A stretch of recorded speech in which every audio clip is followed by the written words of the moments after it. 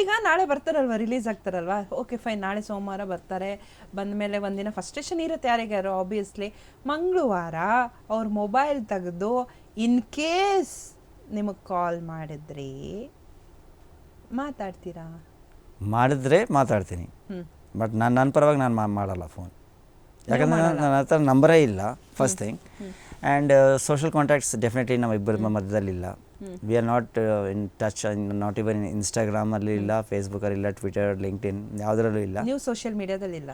ನಾನಿದ್ದೀನಿ, ಬಟ್ ನಾವಿಬ್ಬರು ಕಾಂಟ್ಯಾಕ್ಟಲ್ಲಿ. Okay, we are not together at any point of any platform.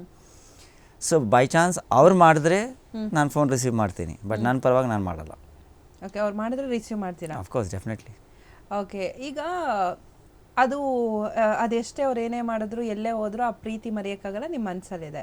So Renuka ಸ್ವಾಮಿ ಕೊಲೆ case ಕೇಳಿದಾಗ ನಿಮಗೆ ಫಸ್ಟ್ ಟೈಮ್ ಏನು ಅನಿಸ್ತು? ಯಾಕಂದರೆ ಪವಿತ್ರ ಅವರು A1 ಆರೋಪಿ, ಈ ಒಂದು ಕೊಲೆಗೆ ಮೂಲ ಕಾರಣ ಅನ್ನೋದೇ ಅವರು ಅನ್ನೋ ಒಂದು ನ್ಯೂಸ್ ಇತ್ತು. ಆ ಟೈಮಲ್ಲಿ ನಿಮ್ಗೆ ಏನು ಅನ್ನಿಸ್ತು? ಮೇಡಮ್, ನಾನು ಹೇಳಿದೆ ಅಲ್ವಾ, ಆಗಲೂ ಹೇಳಿದೆ, ನಾನು ಇದಕ್ಕೆ ಮುಂಚೆನೂ ನಾನು ನಿಮ್ಮ ಚಾನಲ್ಗೆ ನಾನು ಇಂಟರ್ವ್ಯೂ ಕೊಟ್ಟಿದ್ದೀನಿ.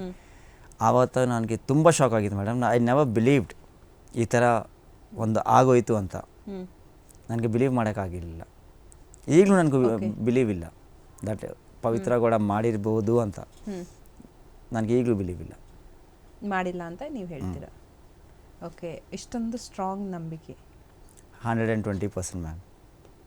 120% ನಂಬಿಕೆ. ಹೇಗೆ ಸರ್? ಅನಲೈಸ್ ಮಾಡಿಲ್ವಾ ನೀವು ಕೇಸ್ನ? ಅನಲೈಸ್ ಮಾಡಿಲ್ವಾ ಕೇಸ್? ಅನಲೈಸ್ ಮಾಡಿದ್ದೀನಿ, but they is something called belief ma'am. ಅಂದರೆ ಒಂದು ನಂಬಿಕೆ ಅಂತ ಇರುತ್ತಲ್ವ, ಒಂದು ಒಳಗಡೆಯಿಂದ ಒಂದು ನಂಬಿಕೆ. ಜನ ತುಂಬ ತೋರಿಸ್ತಾರೆ, ಬಟ್ ಎಲ್ಲ ತೋರಿಸೋದು ನಿಜ ಆಗಲ್ಲ.